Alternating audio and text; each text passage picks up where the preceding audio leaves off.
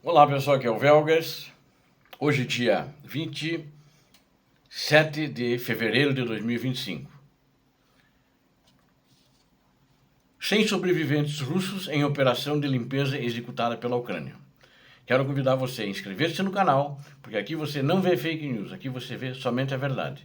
Quero convidar a todos também, deem um like, compartilhem com suas redes sociais e façam seus comentários. Obrigado, eu conto com vocês. Inscrevam-se no canal e deem um like. Obrigado. Bom, hoje, ou melhor, ontem, aconteceu um fato muito interessante na região de Pokrovsk, que é onde as tropas russas estão sendo empurradas pela Ucrânia para a retaguarda. As forças especiais ucranianas lançaram uma operação de limpeza precisa para abrir portas para mais ataques futuros contra russos na zona industrial de Kotlin, porque a cidade de Kotlin eles já tomaram, Eu tinha inclusive relatado isso num vídeo. Eles tinham pegado uma fábrica que estava servindo de fortaleza para alguns russos que tinham se escondido. Eu também informei a vocês isso. E aparentemente não tinha mais ninguém, porque só que a zona industrial não era só aquela fábrica. Tem mais fábricas, tem mais indústrias ali, Porque é uma área ali de mineração. E aí os ucranianos tiraram eles dali, só que 2 dias depois aconteceu um incêndio. Justamente, não sei se é coincidência ou não, eu acho que não é coincidência. E aí os ucranianos se retiraram dali e voltaram para a cidade. E só que depois eles notaram que tinha uma movimentação lá e viram que eram russos, os drones de reconhecimento.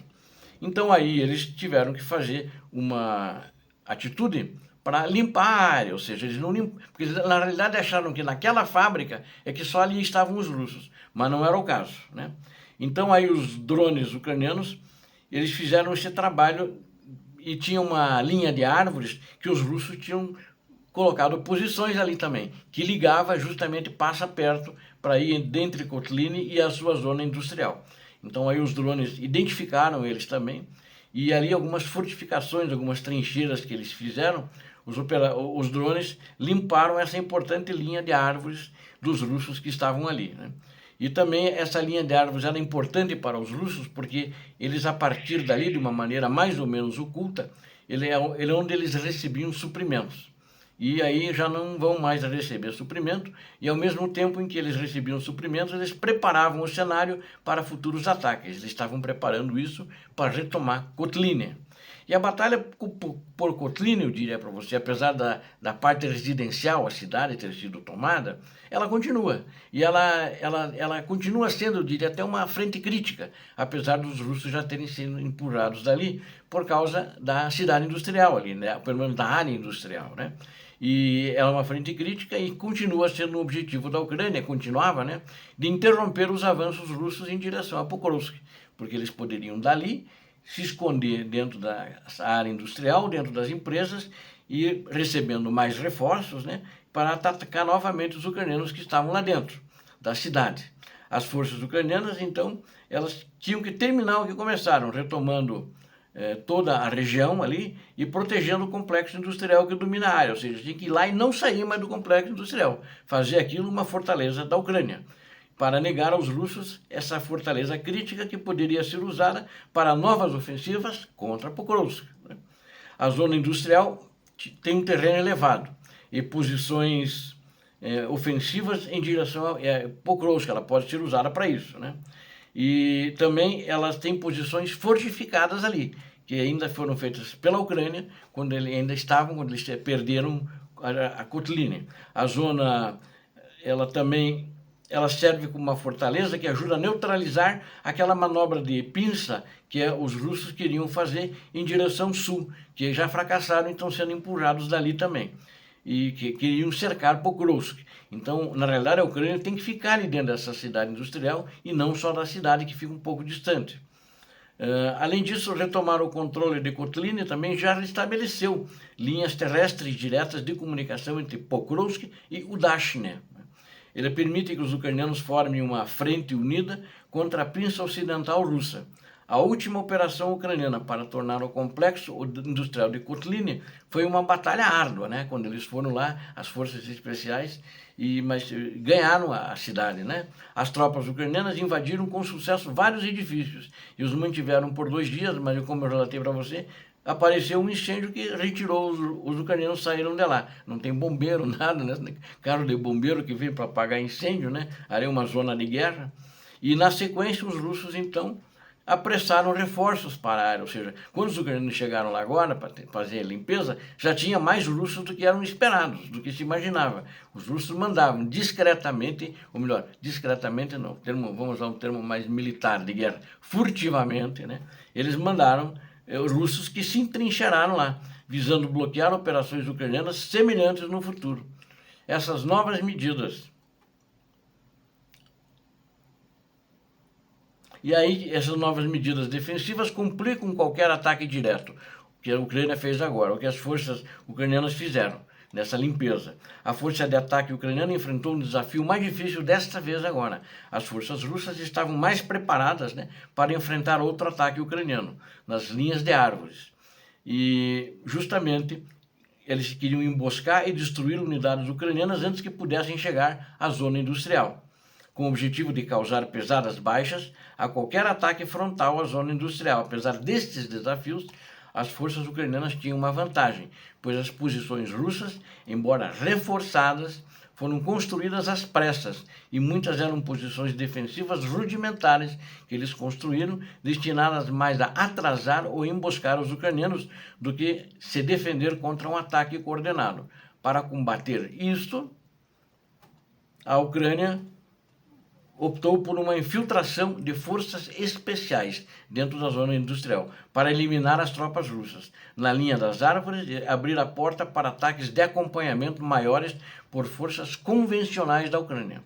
Operadores ucranianos altamente treinados, movendo-se furtivamente pela área florestal que leva à zona industrial. No caso, são aqueles operadores que estão na linha de frente, que estão com seus drones e com seus aparelhos para operar drone. Eles também tiveram que se mover para chegar, para se aproximar mais e ter certeza do que estavam fazendo. Eles tinham então os drones, que eram suas armas, né? Eles tinham os drones, né? E também eles tinham o armamento deles pessoal, das tropas especiais que estavam ali, não dos operadores de drone, com supressores. Supressores são silenciadores, para atirar com silenciador para não fazer o barulho e não avisar todos os russos que os ucranianos estão chegando, ou seja, para não alertar os russos. Então as tropas especiais moveram-se pela densa linha de árvores, um drone com câmeras térmicas ficou muito alto, né? Uma altitude, mas ele dava para monitorar os russos a partir dali, pelo calor, né? Mesmo com a câmera térmica, pelo calor, e ao mesmo tempo que fornecia a inteligência para as tropas em terra, ucranianas, em tempo real, né? Para aqueles que iam operar os drones em terra. A princípio, os ucranianos encontraram 2 russos escondidos em abrigos rasos, com redes de camuflagem para garantir que estivessem bem escondidos dos drones no ar. No entanto, por causa da vigilância térmica, do equipamento térmico do drone, isso não ajudou muito contra o rápido e agressivo avanço ucraniano.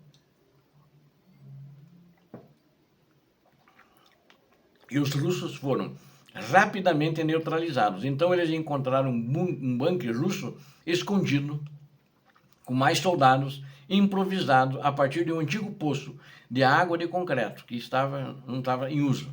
Em vez de arriscar uma brecha perigosa ou de um tiroteio prolongado, os ucranianos jogaram explosivos dentro desse bunker, aproximadamente 15 quilos de explosivos, né? Destruindo os soldados russos que ficaram presos lá, e inclusive os escombros ficaram em cima desse bunker e não saiu ninguém de lá.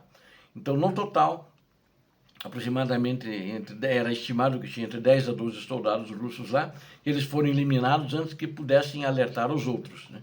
E assim a Ucrânia foi chegando furtivamente às posições russas e foi eliminando toda a defesa da Rússia. Então esse ataque bem sucedido enfraquece o controle russo que queria ter sobre Kotlin, voltar a ter sobre Kotlin. oportunidades para ataques maiores e mais decisivos poderão ocorrer na região. É o que a Ucrânia está preparando para empurrar os russos mais para trás. A luta aqui, ainda na minha opinião, está longe de terminar. Porque como eles estavam já dominando aquela região, eles estão gente infiltrada, escondida em muitos lugares ali. No entanto, essa operação, a meu ver, desferiu outro golpe contra aquele cerco, aquele bolsão que eles queriam fazer contra Pokrovsk, movendo a batalha cada vez mais perto de uma vitória ucraniana.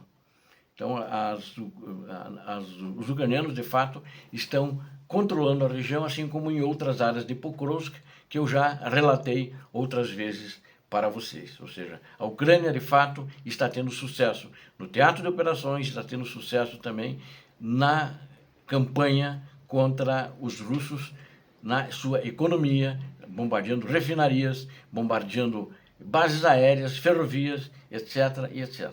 Obrigado a vocês que assistiram este vídeo, eu conto com vocês. Inscrevam-se no canal, deem um like, compartilhem com suas redes sociais, façam seus comentários. E a você que assistiu até aqui, não é inscrito, tenho certeza que gostou. Inscreva-se, ajude o canal.